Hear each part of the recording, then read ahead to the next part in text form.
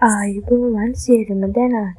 අද මම අරගෙන ආවේ ලංකාවේ ඕනෑම කෙනෙක් සිහින දකින ඉතාමත් ගෞරවනීය වගේම ඉහළ වටිනාකමක් තියෙන රැකියා අවස්ථාවක් ගැන විස්තර. ඒ තමයි ශ්‍රී ලංකා පාර්ලිමේන්තුවේ සේවය කරන්න ලැබෙන අවස්ථාව. 2026 වර්ෂය සඳහා සංඥා භාෂා පරිවර්තක තනතුර සඳහා දැන් අයදුම්පත් ගැන්වෙනවා. මේක සාමාන්‍ය රැකියාවකට වඩා සුවිශේෂී වෙන්නේ මේ සඳහා ලැබෙන ඉහළ දීමනාව සහ පාර්ලිමේන්තු පරීක්ෂය තුළ සේවය කිරීමට ලැබෙන අවස්ථාව නිසා. අද වීඩියෝ එකෙන් මම කියනවා මේකට අවශ්‍ය සුදුසුකම්, වැටුප් සහ අයදුම්පත යවන්න ඕන නිවැරදි ක්‍රමය ගැන. වීඩියෝ එක අවසානය වෙනකම්ම බලන්න.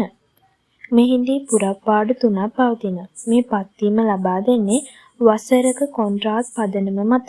හැබැයි මතක තබා ගන්න මේක ස්ථීර පත්වීමක් නොවුනත් ඔබට ලැබෙන මාසික දීමනාව ඉතා ඉහළයි. ඒ කියන්නේ රුපියල් 68,955ක ස්ථාවර මාසික දීමනාවක් ඔයාට හිමි වෙනවා.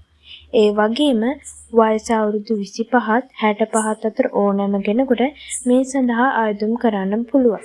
දැන් අපි බලමු මේකට ඔයාට අවශ්‍ය අධ්‍යාපන සුදුසුකම් මොනවද කියලා.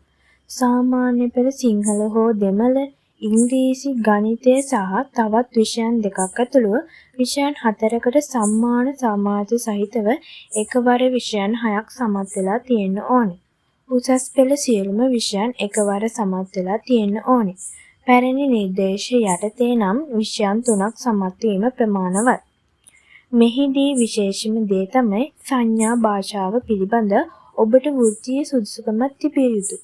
ජාතික අධ්‍යාපන ආයතනය හෝ ජාතික සමාජ සංවර්ධන ආයතනය මගින් පවත්වන ලද සංඥා භාෂා පරිවර්තනය පිළිබඳ අවුරුද්දක ඩිප්ලෝමා සහතිකයක් තිබීම අනිවාර්යයි.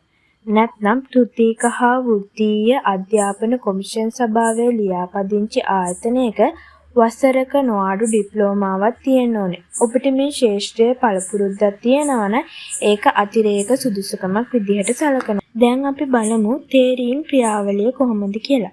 ඔයාව තෝරාගන්නේ පරීක්ෂණ දෙකක් කරහා. එකක් තමයි වෘත්තීය පරීක්ෂණය. පැයක කාලයක් පවත්වන මේ පරීක්ෂණයෙන් ඔබ සංඥා භාෂාව කොතරම් දුරට දන්නවද බලනවා.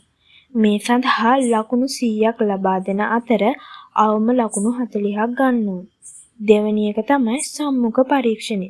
ඉන්පස්සේ පවත්වන සම්මුඛ පරීක්ෂණය ඔබේ පෞරුෂය, විෂය දැනුම් සහ පළපුරුද්ද ගැන අවධානය යොමු කරනවා. ඔයාගේ අයදුම් පත්‍රය 2026 අප්‍රේල් 5 වෙනිදාට පෙර ලැබෙන්න සලස්වන්න ඕන.